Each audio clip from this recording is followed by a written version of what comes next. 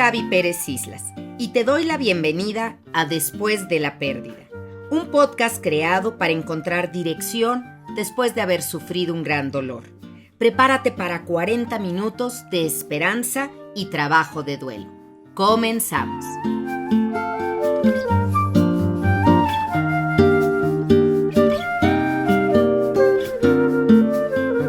La idea es contar con un proyecto de muerte, como lo tenemos para la vida, y por duro que parezca, entender que posiblemente el destino ya nos tenga preparada una fecha de muerte.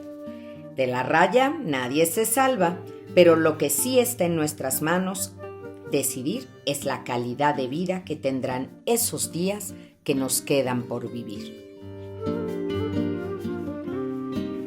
Hola, bienvenidos. Me da tanto gusto que estén aquí conmigo. Hay unos que ya son fieles seguidores de este podcast y no se pierden un solo episodio. Para quienes lo siguen en YouTube, creo que los miércoles por la noche ya pueden tener el episodio. Y para todos los que están en Spotify, en Apple y en cualquier otra de estas plataformas, el jueves por la mañana sale. A ver, hoy vamos a hablar acerca de la voz.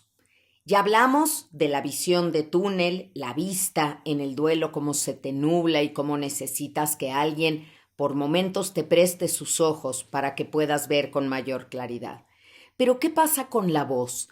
¿Cuál es la voz más importante en el duelo? La del doliente, sin duda. Por favor, especialistas, coaches de vida, psicólogos, psiquiatras, tanatólogos, su voz es importante. Pero la voz más importante es la del doliente. El espacio que dedica para ir contigo es para que le alumbres el camino, en efecto, pero también para ser escuchado. Me han comentado algunos usuarios que han ido a terapia y que, el tanatólogo, el coach, habla todo el tiempo. Pareciera que está dando una clase de tanatología. Y esto no es correcto, porque tenemos que escuchar al doliente. ¿Saben lo que hacía Elizabeth Kubler-Ross siempre que llegaba con un usuario? Lo primero que le decía era, ¿cómo te puedo ayudar? ¿Qué puedo hacer por ti? Y esa humildad de la grande de grandes, en lugar de asumir que ella sabía lo que se tenía que hacer, te lo preguntaba. Te lo preguntaba con toda humildad para que le dijeras, ¿sabes? Lo que necesito es... No sé, que le llames a este familiar, que me consigas dinero por acá, que le digas al doctor tal cosa.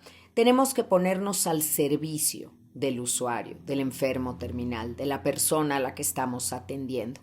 Y les voy a contar un caso que a mí me sacudió mucho hace años. Yo estaba haciendo mi servicio social en el ISSSTE de Fuentes Brotantes aquí en la Ciudad de México. Es una zona muy popular con muchos casos. Y yo veía que todas las personas que iban por una pérdida les recetaban pues el mismo antidepresivo. Y yo pensaba en mi, pues ahora sí que inocencia de los primeros años de ejercer, que ese medicamento era maravilloso. Hasta que hablé con un doctor y le dije, ¿por qué a todos los dolientes les mandan el mismo medicamento?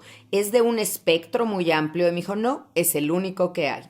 Ok, ahí empecé a darme cuenta que a veces el sistema de salud no cubre las necesidades emocionales que pueda tener una persona que está pasando por un proceso doloroso. De la misma manera que a veces las instituciones religiosas, las iglesias, tampoco saben cubrir las necesidades de duelo de uno de sus feligreses. Nos quedamos cortos con lo que podemos darle, pero la solución a esto es escucharlos. En las palabras del doliente está justo la cura. Lo que tú quieres decirle, lo que tú quieres encontrar o descubrir para quitarle ese dolor, no lo vas a encontrar a veces en los libros, ni lo vas a encontrar en la teoría. Lo vas a encontrar en él mismo. Cuando un usuario va conmigo a terapia, tomo sus palabras y voy armando con ellas, voy tejiendo una urdimbre bien apretada para que ahí lo pueda yo sostener después. Por ejemplo, si alguien viene y me dice, ¿sabes, Gaby? Es que mi abuelita estaba enferma y entonces me la internaron. Fíjense el uso del posesivo aquí. Eso me habla de cómo está involucrada, qué tan adentro está. En lugar de ser una nieta, parecía que la abuela fuera su hija, como estos hijos parentales o nietos a cargo. Y entonces ahí te puedes dar cuenta claramente que el doliente trae mucha historia atrás. Pero ves, si no escuchas con atención, si no te das perfecta cuenta de qué está pasando, se te pueden ir esas cosas. Se te pueden pasar y entonces ese oro se te va a ir así, entre los dedos. Tienes que estar con todos los sentidos atento a lo que te dice. Y hoy justo queremos hablar de esa voz, de la voz del doliente, que a veces nadie le hace caso. En mi libro, Convénceme de vivir, esta novela que quiero tanto, por muchas razones personales, ya después les contaré algunas. Pero bueno, en esta novela Bárbara, la protagonista decide irse en un crucero después de enviudar. Y se va a ir.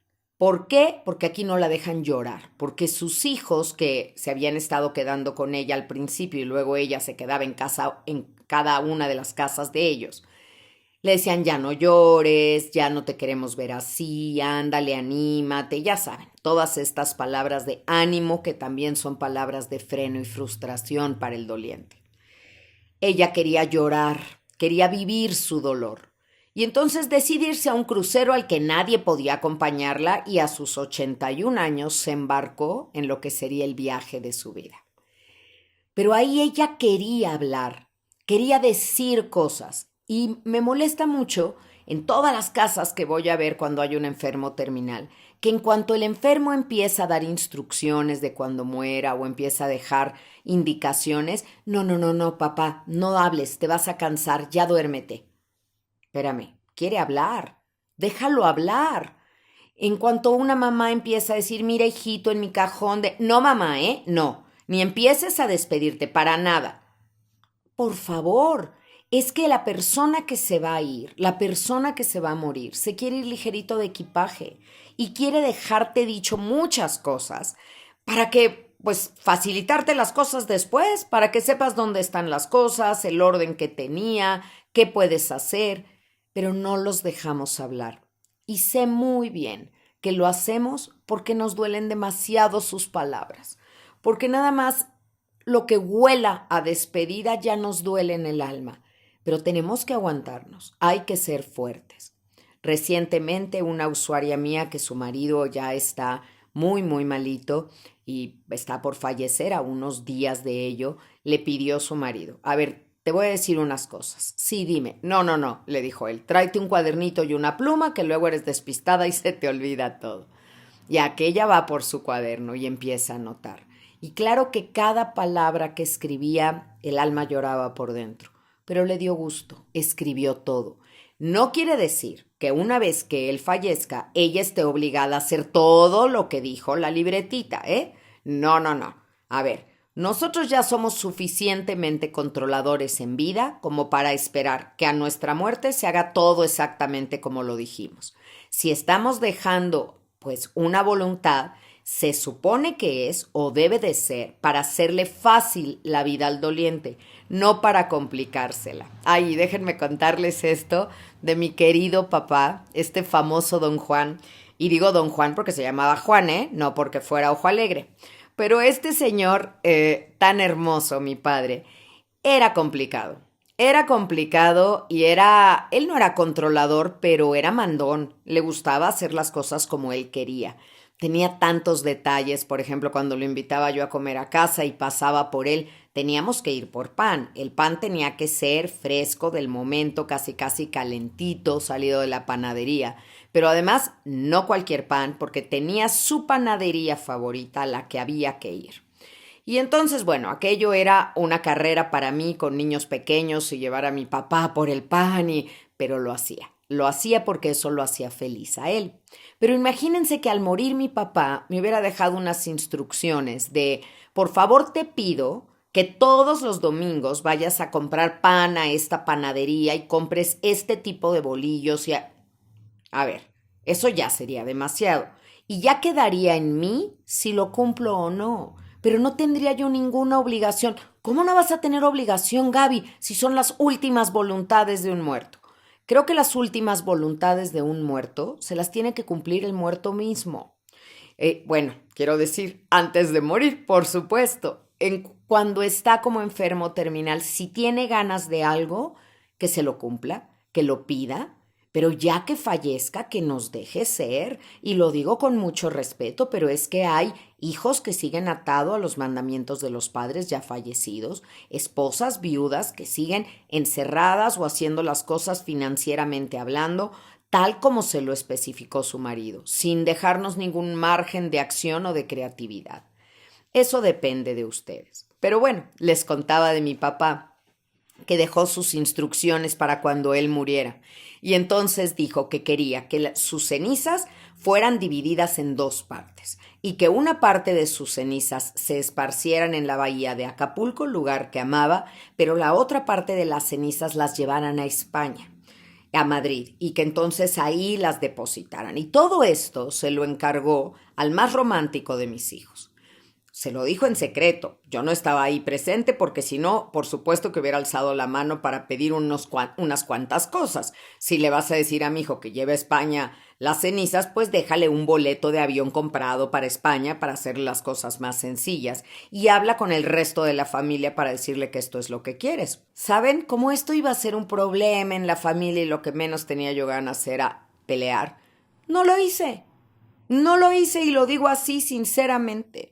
Los restos de mi papá reposan en una urna al lado de mi mamá, cosa que a mi papá le hubiera encantado, a mi mamá no estoy tan segura, pero bueno, ahí están, en un nicho, en una iglesia, y tan, fin de la historia.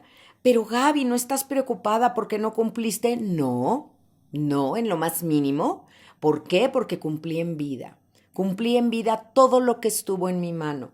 Esas idas a la panadería, entre muchas otras cosas, porque les digo que don Juan era especial. Pero lo hice y amo haberlo hecho. Pero no tengo que hacer nada después.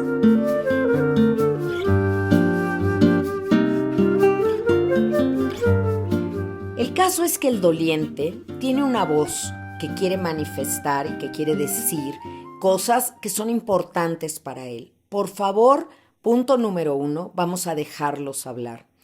El doliente tiene el derecho a querer o no seguir con un tratamiento, si está enfermo y, por ejemplo, está sometido a quimios o radiaciones, en cualquier momento el paciente puede decir, ya no quiero, ya me cansé.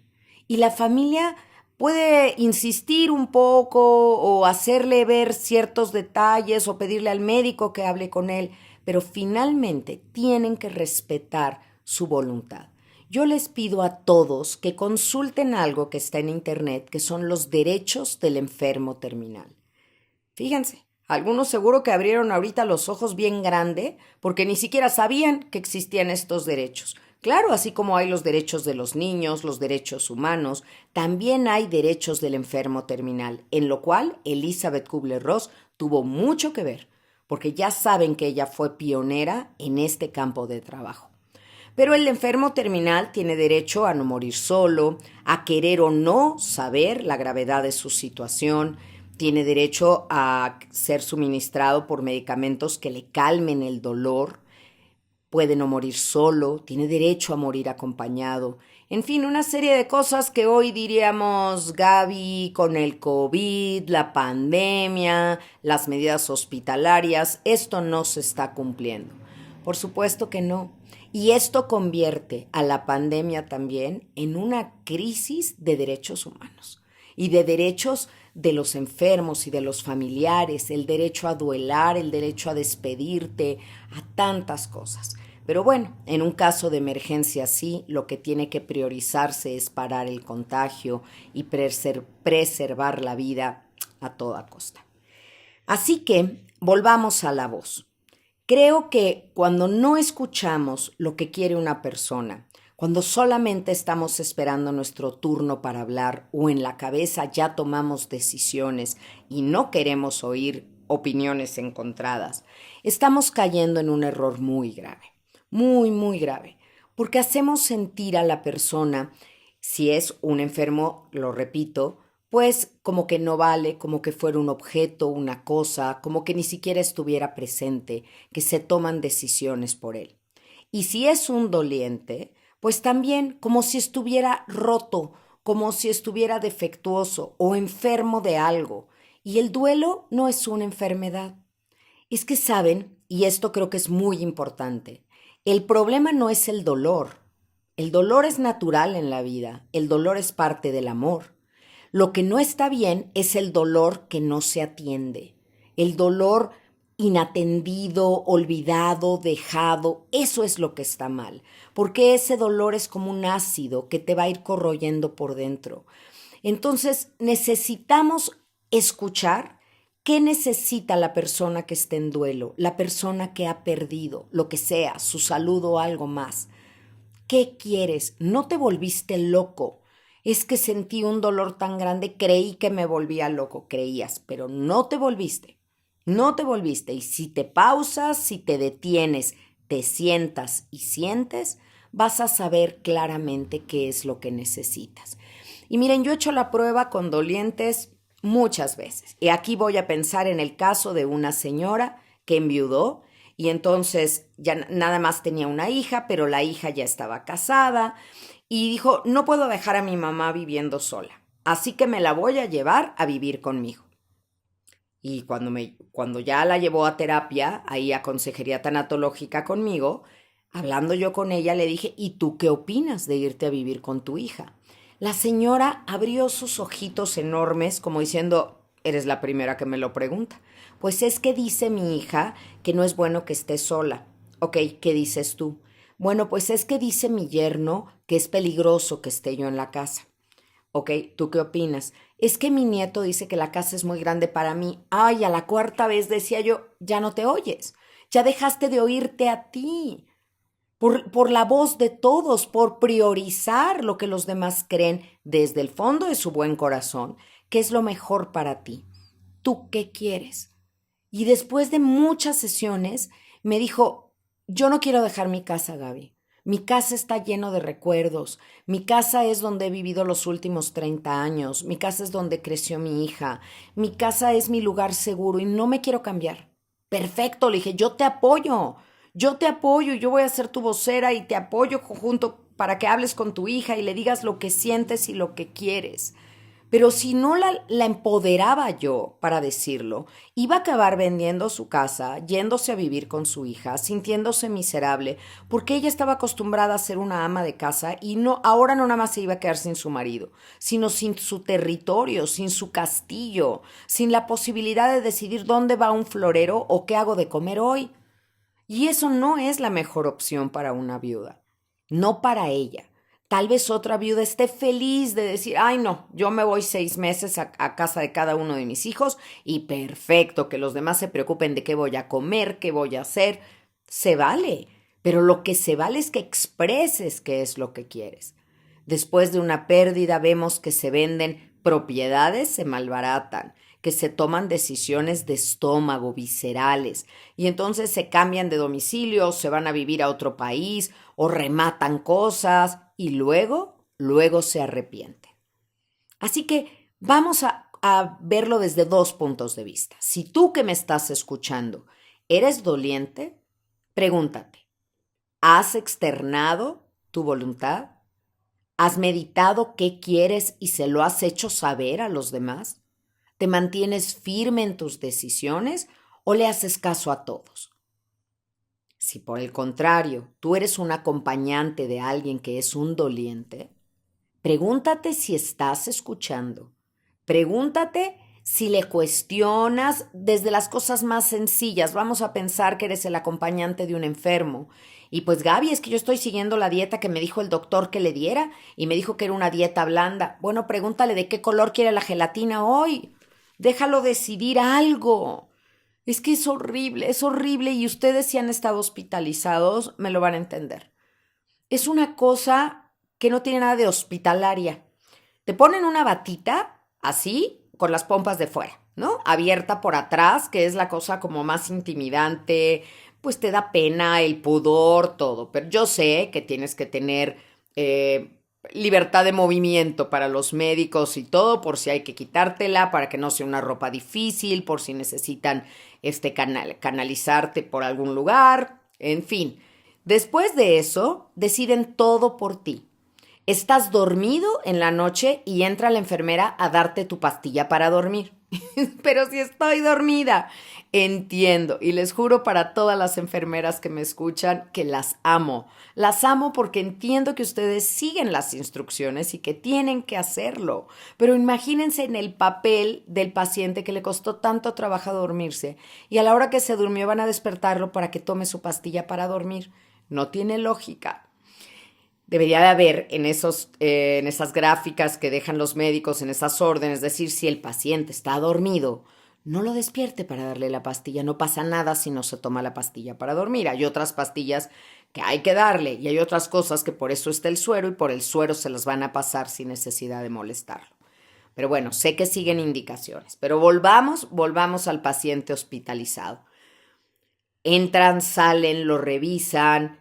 A veces entran los doctores con su séquito de doctores pues en internado que están aprendiendo, porque está bien que los hospitales sean escuela, eso es correcto, así tiene que ser. Pero a veces ni siquiera saludan al paciente. A ver, estamos en un caso de ¿qué? ¿Usted qué diría, doctor? A ver, dígame. Y la paciente así como, hola, buenos días, aquí estoy. Se vuelve una situación en la que eres el invisible, el no visto, el no tomado en cuenta, y sin embargo lo que todos los demás están decidiendo o haciendo impacta tu vida. Si quieren conocer la opinión, el testimonio de alguien que estuvo hospitalizado, no dejen de leer mi libro Cómo curar un corazón roto. Y en el capítulo de la pérdida de la salud está la carta de Tania, lo que Tania escribe, para decir, Tania era una persona con maestrías, me parece que hasta doctorado tenía, pero el trato que se le daba en el hospital era de verdad muy duro para ella, creo que lo más desafiante que ha vivido. Ella lo narra ahí y creo que nos vamos a sentir muy identificados. Pero entonces tenemos que poder hablar. El paciente tiene que poder tener confianza con el médico para decirle las cosas y mucho mayor confianza con el tanatólogo, con el terapeuta. No puede ser que un terapeuta te salga con, no me digas eso. A ver, no pienses así. ¿Cómo? Pero no te expreses así de Dios. Oigan, escuchen. De verdad, acompañen. Hagan sentir a la persona importante porque lo es, porque aquí se están jugando cosas fundamentales para ella. No la brinques, no saltes su opinión. Y si tú eres el doliente, date cuenta que tu opinión es la más valiosa. Decía el doctor Reyes Subiría, uno de los primeros tanatólogos en México, pioneros en esta disciplina, y su trabajo tiene un valor extraordinario. Pero él decía que cuando había una pérdida, era como si levantaras una piedra y corrieran tanatólogos, ¿no? Y hacía así sus manitas como si estuvieran corriendo alacranes. Porque lo que quería decir es que todo mundo se vuelve experto. No necesitas haber estudiado para decirle a alguien lo que tú debes de hacer ahora. Mira, ya te tardaste, ya deberías de sacar la ropa. ¿A poco así vas a seguir? No, ya es hora. ¿Qué saben los demás? ¿Qué saben los demás de tu dolor, tu proceso, tu momento? Entonces, fíjate cómo, a pesar de que estés con este dolor tan terrible por dentro, no te me atontes, porque otros van a tomar decisiones por ti. Yo siempre he creído que si tú eres una persona inteligente, puedes llevar a cabo un duelo de manera inteligente. Si tú eres creativo, puedes llevar a cabo un duelo de manera creativa. Eso no significa que te tengas que quedar callada y convertirte en quien no eres. La premisa básica de mi libro La niña a la que se le vino el mundo encima es un cuento tanatológico de amor y resiliencia muy bonito, pero la premisa básica de ese cuento es no renuncies a tus dones a pesar de haber perdido. Es decir, no dejes de ser tú cuando más necesitas de ti.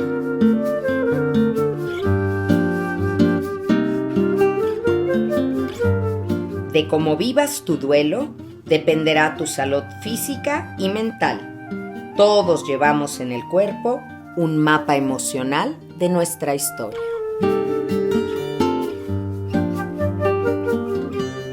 Estamos en este episodio, un episodio más de Después de la Pérdida, y de verdad que como agradezco tu presencia aquí en estos capítulos que tienen por objetivo acompañarte, alumbrarte un poquito el camino, que te sientas escuchado y que también te sientas comprendido. Yo sé que es difícil en este formato porque soy yo la que hablo y tú la que escuchas, pero yo también te escucho cuando me mandas correos a tallertanatología@gmail.com, cuando me mandas algo a mis redes sociales, @GabyTanatóloga, cuando te pones en contacto conmigo por mi canal de YouTube, Gaby Tanatóloga. Todos tus comentarios son escuchados. Con base en ellos, hago mi catálogo de temas para los tanatotips, planeo el podcast y hasta voy pensando en mi siguiente libro. Quisiera que te sientas escuchado. Quisiera que te des cuenta que estamos muy cercanos. Cuando me escriben un correo y me dicen, Gaby, perdóname que te hable de tú, pero es que me siento tan cercana a ti. Claro que lo somos. Háblenme como amiga, háblenme como aliada, porque eso es lo que soy para ustedes. Si ustedes oyen mi voz y mi voz les da paz, es porque tengo la seguridad de lo que hablo, porque tengo 23 años de ejercicio profesional, porque he visto muchos casos y porque he tenido los mejores maestros, los dolientes y los enfermos terminales, además de muchos otros en todos los cursos, diplomados y especialidades que he tomado recientemente. Pero quiero que sepas que mi voz es tan importante como la tuya y que la tuya en tu proceso pesa más que la mía, inclusive que la mía, porque el único experto en ti eres tú. Y nadie puede conocerte como tú, nadie puede saber lo que necesitas como tú. Y ya sé que a veces es cómodo y rico dejarte llevar y no tomar esas pequeñas decisiones. Miren, se los pongo en un ejemplo a lo mejor superficial, pero ya saben que soy bien comelona y me encanta ir a restaurantes y me encanta pues platicar con los chefs y que me digan y que me sugieran cosas. Una vez en un restaurante, justamente en un viaje que fui a Las Vegas con mi mamá, fue un viaje maravilloso y fuimos a un restaurante precioso, en un hotel muy lindo, y además este restaurante era como una galería y había cuadros ahí de Picasso alrededor de las mesas, toda una experiencia. Y cuando llega el mesero y nos trae la carta y todo para tomarnos la orden, le dije, ¿sabe qué? Estoy en sus manos. Llámele al chef y dígale que él me sugiera qué quiere. Y entonces el chef salió, es un chef español maravilloso, y me dijo, nada más dime una cosa, ¿prefieres pescado o carne? Eso fue toda la información que me pidió y fue la cena más espectacular de mi vida. Decidió todos mis tiempos y le atinó a todo. Fue dejarme llevar para alguien tan controlador como soy yo. Ay, fue una experiencia deliciosa. No tuve que pensar nada, solo comer y disfrutar. Y estoy muy segura que algunos de ustedes hacen lo mismo en el duelo. ¿Sabes? No quiero decidir esto. Ay, lo que tú quieras, está bien. Ándale, vamos. Como que cedes un ratito el mando. Se vale. Pero luego retoma tu voz y hazla oír, porque si no van a empezar a pasar cosas con las que no estás de acuerdo. Y se los digo llevado al extremo, en casos donde hijos han decidido pues ya repartirse la herencia de los padres de una vez en vida de ellos, porque pues para evitar después pago de impuestos y herencias y todo, y los despojan, porque después cuando los padres tienen alguna necesidad económica y quieren vender una propiedad, el hijo, cuyo nombre aparece en la escritura de dicha propiedad, dice, no, ¿qué crees? No la vendes. Pero si es de los papás, no, pero bueno, ya estaba mi nombre. Cosas así que son tan tristes y lo he visto a lo largo de los años. Hijas que empiezan a repartirse las pertenencias de mamá antes de que ella muera. Yo voy a querer esto, ¿eh? Oye, a mí me encanta ese juego de aretes que tienes, ese me lo de... Momento, son cosas de ella y tiene que disfrutarlas, usarlas y después a lo mejor dejar su lista si quiere de a quién le deja qué, pero mientras serán de ella. Y estos casos que pueden parecerles exagerados, de verdad que son mínimo a comparación de todo lo que tendría yo que decirles. Esta profesión, la de ser tanatólogo, es maravillosa porque se usa la proporción que nos dio la naturaleza. 2 orejas, una boca. Eso quiere decir que hay que escuchar el doble de lo que hablamos. Y escuchar con una escucha activa, para que en esa voz del doliente no se nos pasen los mensajes importantes. Y escucha activa significa con todos mis sentidos. No nada más que estoy pasivamente sentado en un sillón frente a ti, poniendo carita de que te hago caso y haciendo como que te escucho, pero solo te oigo. Escuchar es tratar de entender. Escuchar es ir conectando cosas. Escuchar es armar ahí unos ejes temáticos en tu mente de qué quieres retomar con este usuario y cómo quieres trabajarlo después. Eso es lo que hace emocionante esta profesión, el desafío de hacer el traje a la medida del doliente, lo que él necesita. No tener la caja de zapatos número 5 y querer meter esta pérdida ahí o esta me cabe en la caja de zapatos número 7. Por eso escuchar es tan importante. Miren, hay una cosa que estoy haciendo con mis alumnos del diplomado en línea. Ya saben que tengo un diplomado de tanatología que a mí me encanta y que, bueno, a la opinión de ustedes también ha sido muy de su agrado. Ya vamos en la 2ª generación del diplomado. Son muchos alumnos que han pasado por ahí, lo agradezco. Y cuando llega el momento del examen final, yo les hago una llamada porque es un examen oral. Y algunos de ellos me dicen, pero no va a ser videollamada, no te voy a ver. No, es una llamada porque le digo, no quiero que te distraigas. Si me estás viendo, vas a estar, a lo mejor te emociona ver el consultorio que has visto siempre en los Tanatotips, o quieres conocer algo más. A veces cuando hacemos Zooms y atrás hay libros, hay personas que están más preocupadas por ver qué libros había atrás que lo que uno está diciendo. La imagen distrae. Para que tú actives de verdad el oído, tienes que bloquear un poquito el resto de los sentidos. Agudiza el oído, escucha, concéntrate, como si casi pudieras tomar esa consejería o lo que te están diciendo con los ojos cerrados, para que nada te distraiga ni te contamine el mensaje que estás recibiendo. Eso hará que tu memoria se agudice y puedas recordar exactamente todo lo que te dijo.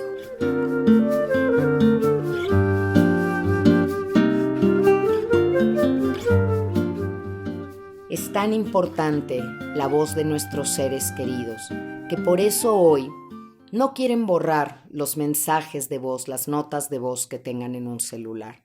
Cuando muere alguien, conservan eso, bueno, como si fuera el tesoro más grande. Ahí tengo una opinión muy particular y se los voy a decir. Hay muchos casos de personas que les han robado el celular y con ello, bueno, ese tesoro invaluable que tenían. Se llevan las fotografías, se llevan los mensajes de voz, se llevan videos, se llevan muchas cosas. Pero ¿cómo me van a decir? ¿Cómo no hicieron un respaldo en la computadora? ¿Cómo no lo subieron a la nube? Bueno, no todas las personas hacen eso. O a lo mejor eran muy recientes y no habían tenido tiempo de hacer un respaldo. Pero ¿qué tal que viviéramos en 1920? ¿Ustedes creen que es más fácil hacer un duelo ahora, en el 2021, de lo que era antes? El dolor es el dolor, y era igualmente complicado elaborarlo entonces como lo es ahora. Pero todo esto que tenemos, los videos, las notas de voz, los chats, no nos hacen más fáciles las cosas, nos las complican muchísimo. Nos hacen que nos quedemos aferrados a ellos, que no queramos que se nos olvide y entonces te acostumbras al tono de voz de una grabación, no esa voz que tienes que recordar desde tu corazón. Que no te dé miedo que se te vaya a olvidar cómo hablaba alguien, porque créeme que esa voz resuena en tu interior. Lo importante es lo que dijo, La voz también era un accesorio que teníamos junto con este equipo para vivir una experiencia terrestre. Pero la voz no era ellos. El contenido de sus mensajes sí. Y ese se quedó en ti. Aprendamos a soltar, a poder borrar conversaciones, a poder borrar chats. Yo lo que les recomiendo a mis usuarios cuando me lo preguntan es: vuelve a leer todo, vuelve a escuchar todo una vez y después bórralo. Porque si no somos capaces de soltar esas cosas, tampoco seremos capaces de soltar el dolor. Piénsenlo, ya saben que todo esto son sugerencias que ustedes pasan por el tamiz de su caso y de su personalidad. Por eso en tanatología no hablamos de generalidades, sino de particularidades. Cada caso es distinto. Ustedes escúchenme, sepan lo que sugiero y ustedes decidirán lo que hacen. Una vez más, siendo congruente, escucha tu voz antes que la mía, antes que la de nadie más. Eso me decía mi maestra de yoga maravillosa cuando nos ponía alguna postura, ya saben, una asana complicada, y de pronto decía: pero escucha tu cuerpo antes que a mí, ¿eh? ¿Qué tal que lo que yo te estoy diciendo, sube la pierna, pásala atrás de la oreja y demás, suena bien en teoría, pero a ti te duele? Respétate, escúchate, hazte caso. Y si tú te haces caso, con eso le vas a enseñar a los demás a que también te hagan caso.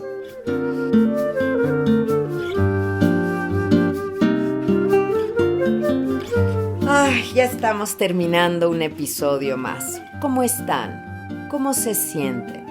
A ver, respiren profundamente.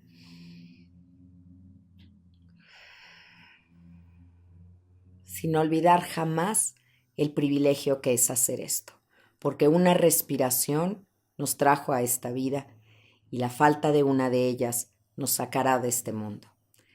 Siento un enorme agradecimiento en este momento con la vida, con mi cuerpo, por poder respirar de esta forma. Y mi corazón entero está para las personas hospitalizadas o enfermas en este momento que tienen muy mermada su capacidad respiratoria. Prometo que haré buen uso de este aire que tienen mis pulmones y de esta voz con la que hoy te hablo, que siempre, siempre sean para hacer el bien.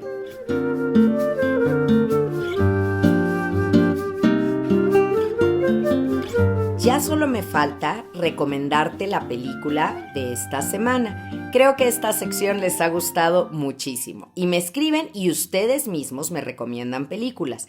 Y en esta ocasión les voy a recomendar una que me recomendaron a mí y se llama La vida en un año. Y es una película de Netflix y es el caso, tal vez la historia les suene un poco trillada, de una chica muy joven que va a morir. Tiene un novio y el novio quiere complacerle todo lo que a ella le hubiera gustado vivir y viven apresuradamente la vida en un año. No voy a spoilear el final, pero también voy a ser muy honesta para decirles que no es una película que me encanta. Tiene mucho de tanatología, por supuesto, y tiene mucho de no respetar esta voz en el duelo. No creo que cuando uno sabe que va a morir sea momento de vivir intensamente cosas que tampoco hubieras hecho si fueras a vivir 90 años. No veo ninguna necesidad de robar un supermercado o hacer locuras. Yo creo que vivir puedes encontrar el disfrute de ello en las cosas más sencillas, no en cosas extrafalarias. Pero el amor en esta película es muy inspirador. Y aquí no se escucha la voz del muchacho, el papá no escucha la voz del hijo. ¿Qué es lo que quiere el hijo? El papá ya tiene un plan planeado para él, amando a su hijo, descubriendo sus fortalezas, sus aptitudes para ciertas cosas, pero el padre no escucha al hijo lo que el hijo quiere. Aquí parece ser que la mamá es mucho más receptiva. Al principio, el muchacho tampoco la escucha a ella, pero después aprende, con el amor, a respetar esa voz que ella tenía como enferma. Es una película linda con muchos mensajes. No creo que sea una película que vaya a vivir muchas décadas en el recuerdo ni se vuelva un clásico, pero véanla y formen su propia opinión. Recuerden, No me crean a mí, créanse a ustedes.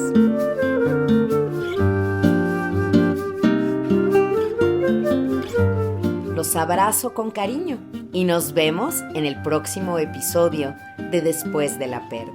Te pido por favor que si crees que este podcast puede serle de utilidad a alguien, compártelo. Necesitamos hacer una red de apoyo y sobre todo, hacer cultura del duelo. Así que por favor, compártelo, manda el link, ponlo en tus historias. Aquí estoy para todos los que me necesiten. @Gaby Tanatóloga, soy Gaby Pérez Islas y te agradezco enormemente el placer de tu compañía.